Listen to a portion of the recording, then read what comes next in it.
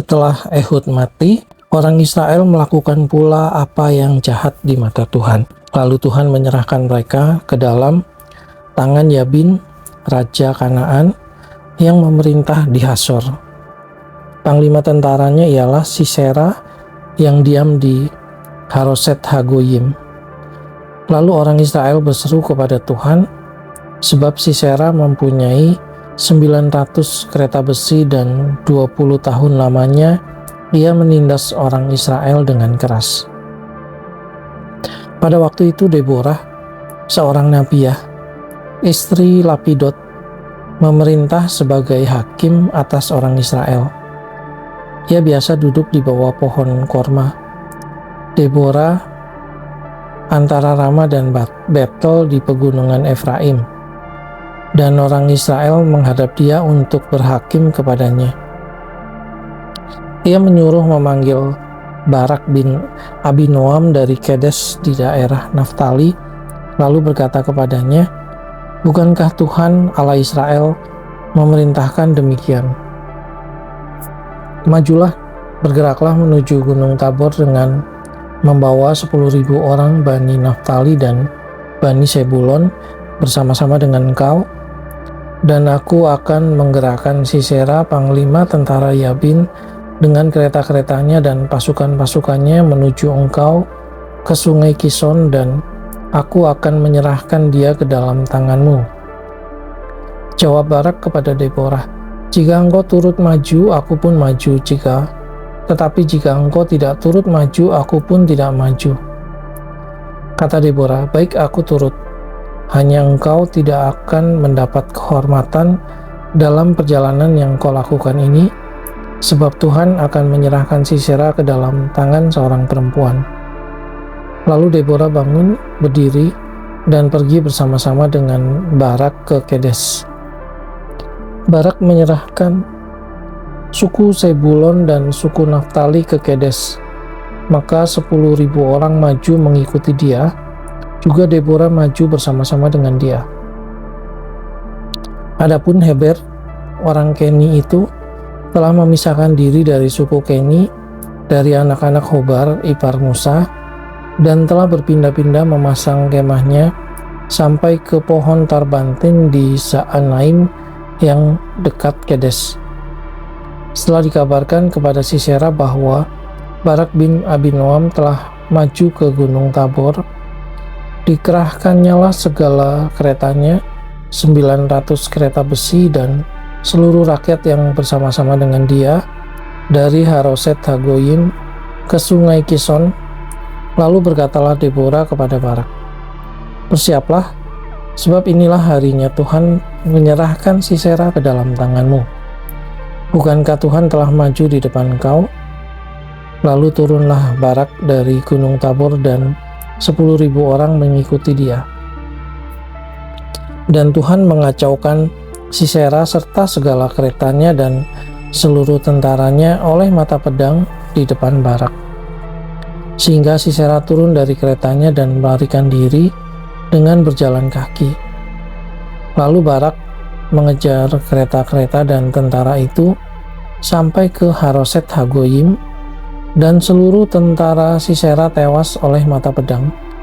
Tidak ada seorang pun yang tinggal hidup. Tetapi Sisera dengan berjalan kaki melarikan diri ke kemah Yael, istri Heber, orang Keni itu, sebab ada perhubungan baik antara Yabin, raja Hasor, dengan keluarga Heber, orang Keni itu. Yael itu pun keluar mendapatkan Sisera dan berkata kepadanya, "Singgahlah tuanku, silahkan masuk, jangan takut." Lalu singgahlah ia ke dalam kemah perempuan itu, dan perempuan itu menutupi dia dengan selimut. Kemudian berkatalah ia kepada perempuan itu, "Berilah kiranya aku minum air sedikit, aku haus." Lalu perempuan itu membuka kirbat susu, diberinyalah dia minum dan diselimutinya pula. Lagi katanya kepada perempuan itu, "Berdirilah di depan pintu kemah, dan apabila ada orang datang dan bertanya kepadamu, 'Ada orang di sini?' maka jawablah, 'Tidak ada.'" Tetapi Yael, istri Heber, mengambil patok kemah, diambilnya pula palu, mendekatinya diam-diam, lalu dilantaknyalah patok itu masuk ke dalam pelipisnya sampai tembus ke tanah, sebab ia telah tidur nyenyak karena lelahnya. Maka matilah orang itu. Pada waktu itu muncullah Barak yang mengejar Sisera. Keluarlah Yael mendapatkan dia dan berkata kepadanya, "Mari, aku akan menunjukkan kepadamu orang yang kau cari itu." Lalu masuklah Barak ke dalam dan tampaklah Sisera mati tergeletak dengan patok dalam pelipisnya. Demikianlah Allah pada hari itu menundukkan Yabin, raja Kanaan, di depan orang Israel, dan kekuasaan orang Israel kian keras menekan Yabin, raja Kanaan, sampai mereka melenyapkan Yabin, raja Kanaan itu. Pada hari itu bernyanyilah Deborah dan Barak bin Abinoam demikian. Karena pahlawan-pahlawan di Israel siap berperang, karena bangsa itu menawarkan dirinya dengan sukarela, pujilah Tuhan, dengarlah ya raja-raja, pasanglah telingamu ya pemuka-pemuka. Kalau aku mau bernyanyi bagi Tuhan, bermazmur bagi Tuhan Allah Israel. Tuhan, ketika Engkau bergerak dari Seir, ketika Engkau melangkah maju dari daerah Edom, bergoncanglah bumi, tirislah juga langit, juga awan tiris airnya. Gunung-gunung, yakni Sinai, bergoyang di hadapan Tuhan Allah Israel. Dalam zaman Samgar bin Anat dan zaman Yael, kafilah tidak ada lagi dan orang-orang yang dalam perjalanan terpaksa menempuh jalan yang berbelit-belit. Penduduk pedusunan diam-diam saja di Israel, ya mereka diam-diam sampai engkau bangkit, Deborah, bangkit sebagai ibu di Israel. Ketika orang memilih Allah baru, maka terjadilah perang di pintu gerbang. Sesungguhnya perisai ataupun tombak tidak terlihat di antara 40.000 orang di Israel. Hatiku tertuju kepada para panglima Israel, kepada mereka yang menawarkan dirinya dengan sukarela di antara bangsa itu. Pujilah Tuhan. Kamu yang menunggang keledai betina putih, kamu yang duduk di atas permadani, kamu yang berjalan di jalan, ceritakanlah hal itu di tempat-tempat penimbaan air, menurut suara orang-orang yang berdendang. Di sanalah orang menyanyikan perbuatan Tuhan yang adil, perbuatannya yang adil terhadap orang-orangnya di pedusunan di Israel. Pada waktu itu turunlah umat Tuhan ke pintu gerbang. Bangunlah, bangunlah Deborah, bangunlah, bangunlah, nyanyikanlah suatu nyanyian. Bangkitlah Barak dan giringlah tawananmu, hai anak Abinoam. Lalu turunlah para bangsawan yang terluput, umat Tuhan turun baginya sebagai pahlawan. Dari suku Efraim, mereka datang ke lembah mengikuti engkau, ya suku Benyamin dengan laskarmu. Dari suku Makir turunlah para panglima, dan dari suku Sebulon orang-orang pembawa tongkat pengerah. Juga para pemimpin suku Isakar menyertai Deborah, dan seperti Isakar demikianlah Naftali menyertai Barak. Mereka menyusul dia dan menyerbu masuk lembah. Tetapi pihak pasukan-pasukan suku Ruben ada banyak pertimbangan. Mengapa engkau tidak duduk di antara kandang-kandang sambil mendengarkan seruling pemanggil kawanan? Di pihak pasukan-pasukan suku Ruben ada banyak pertimbangan. Orang-orang Gilead tinggal diam di seberang sungai Yordan, dan suku Dan, mengapa mereka tinggal di dekat kapal? Suku Asyir duduk di tepi pantai laut, tinggal diam di teluk-teluknya. Tetapi suku Zebulon ialah bangsa yang berani mempertaruhkan nyawanya. Demikian juga suku Naftali di tempat-tempat tinggi di padang. Raja-raja datang dan berperang. Pada waktu itu, raja-raja Kanaan berperang dekat Ta'anak pada mata air di Megido, tetapi perak sebagai rampasan tidak diperoleh mereka. Dari langit berperang bintang-bintang, dari peredarannya mereka memerangi Sisera. Sungai Kison menghanyutkan musuh. Kison, sungai yang terkenal dari dahulu kala itu, majulah sekuat tenaga, hai jiwaku. Ketika itu menderaplah telapak kuda, karena berpacu lari kuda-kudanya. Kutukilah kota Meros, firman malaikat Tuhan, kutukilah habis-habisan penduduknya, karena mereka tidak datang membantu Tuhan sebagai pahlawan. Diberkatilah Yael istri Heber orang Keni itu, melebihi perempuan-perempuan lain. Diberkatilah ia melebihi perempuan-perempuan yang di dalam kemah. Air diminta orang itu, tetapi susu diberikannya. Dalam cawan yang indah disuguhkannya dadih. Tangannya diulurkannya mengambil patok, tangan kanannya mengambil tukul tukang. Ditukulnya Sisera, dihancurkannya kepalanya, diremukkan dan ditembusnya pelipisnya. Dekat kakinya orang itu rebah, tewas tergeletak. Dekat kakinya orang itu rebah dan tewas. Di tempat ia rebah, di sanalah orang itu tewas digagahi. Dari jendela ibu Sisera menjenguk dan berseru dari tingkap, mengapa keretanya tak kunjung datang? Mengapa kereta-keretanya belum kedengaran? Yang paling bijak di antara dayang-dayangnya menjawabnya, dan ia sendiri juga membalas perkataannya itu. Bukankah mereka mendapat jarahan dan membagi-baginya? Gadis seorang dua untuk setiap orang. Jarahan kain berwarna sehelai dua untuk Sisera. Jarahan kain sulaman aneka warna sehelai dua untuk leherku. Demikianlah akan binasa segala musuhmu ya Tuhan. Tetapi orang yang mengasihinya bagaikan matahari terbit dalam kemegahannya. Lalu amanlah negeri itu 40 tahun lamanya. Tetapi orang Israel melakukan apa yang jahat di mata Tuhan. Sebab itu Tuhan menyerahkan mereka ke dalam tangan orang Midian 7 tahun lamanya. Dan selama itu orang Midian berkuasa atas orang Israel.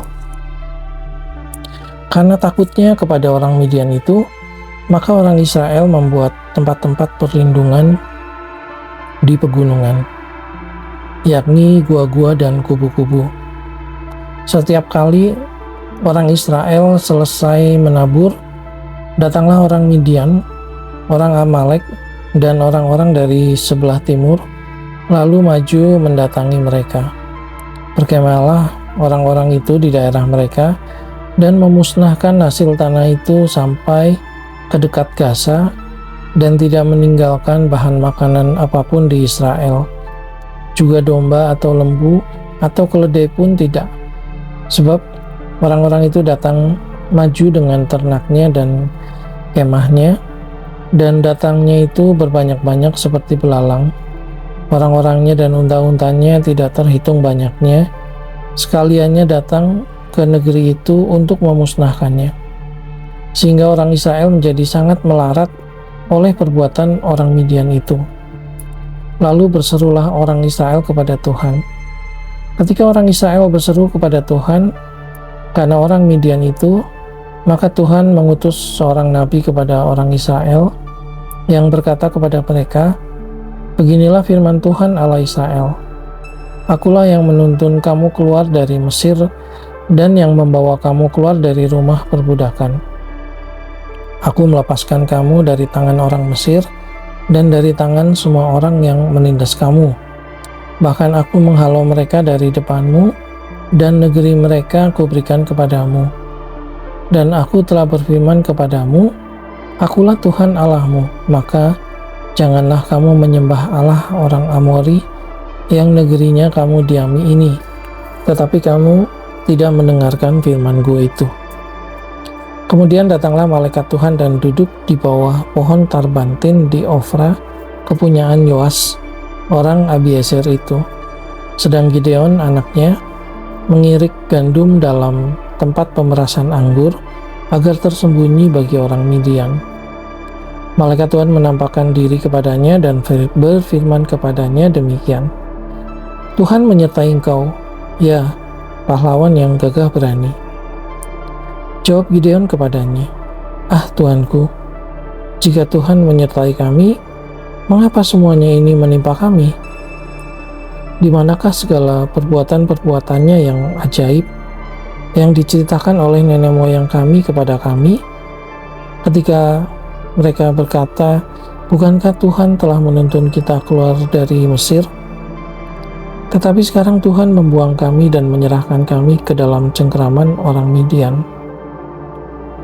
Lalu berpalinglah Tuhan kepadanya dan berfirman, pergilah dengan kekuatanmu ini dan selamatkanlah orang Israel dari cengkeraman orang Midian.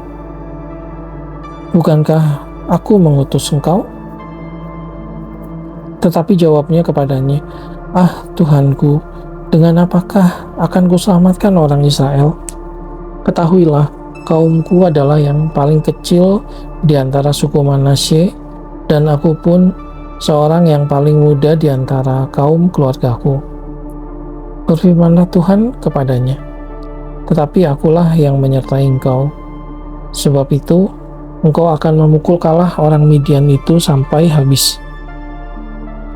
Maka jawabnya kepadanya, jika sekiranya aku mendapat kasih karunia di matamu, maka berikanlah kepadaku tanda bahwa engkau sendirilah yang berfirman kepadaku. Janganlah kiranya pergi dari sini sampai aku datang kepadamu membawa persembahanku dan meletakkannya di hadapanmu. Firman-Nya, aku akan tinggal sampai engkau kembali. Masuklah Gideon ke dalam lalu mengolah seekor anak kambing dan roti yang tidak beragi dari seeva tepung. Ditaruhnya daging itu ke dalam bakul dan kuahnya ke dalam periuk. Dibawanya itu kepadanya ke bawah pohon tarbantin, lalu disuguhkannya. Berfirmanlah malaikat Allah kepadanya, ambillah daging dan roti yang tidak beragi itu, letakkanlah ke atas batu ini dan curahkan kuahnya. Maka diperbuatnya demikian. Dan malaikat Tuhan mengulurkan tongkat yang ada di tangannya, dengan ujungnya disinggungnya daging dan roti itu. Maka timbullah api dari batu itu dan memakan habis daging dan roti itu. Kemudian hilanglah malaikat Tuhan dari pandangannya. Maka tahulah Gideon bahwa itulah malaikat Tuhan. Lalu katanya, celakalah aku, Tuhanku Allah, sebab memang telah kulihat malaikat Tuhan dengan berhadapan muka. Tetapi berfirmanlah Tuhan kepadanya, selamatlah engkau, jangan takut, engkau tidak akan mati. Lalu Gideon mendirikan mezbah di sana bagi Tuhan dan menamainya Tuhan itu keselamatan. Mezbah itu masih ada sampai sekarang di Ofra, kota orang Abiezer.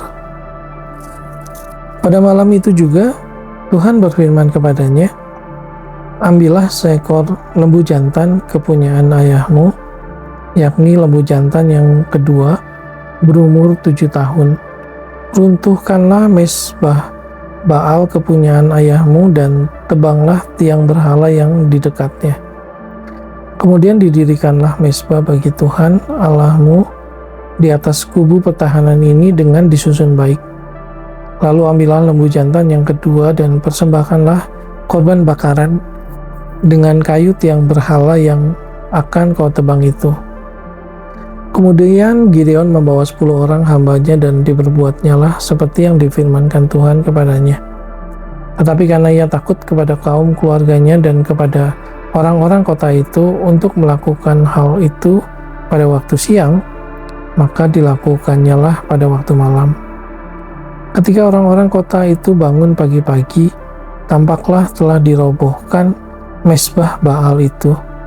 Telah ditebang tiang berhala yang di dekatnya dan telah dikorbankan lembu jantan yang kedua di atas mezbah yang didirikannya itu. Berkatalah mereka seorang kepada yang lain, siapakah yang melakukan hal itu? Setelah diperiksa dan ditanya-tanya, maka kata orang, Gideon bin Yoas, dialah yang melakukan hal itu. Sesudah itu berkatalah orang-orang kota itu kepada Yoas, bawalah anakmu itu keluar, dia harus mati, karena ia telah merobohkan mezbah Baal dan karena ia telah menebang tiang berhala yang di dekatnya.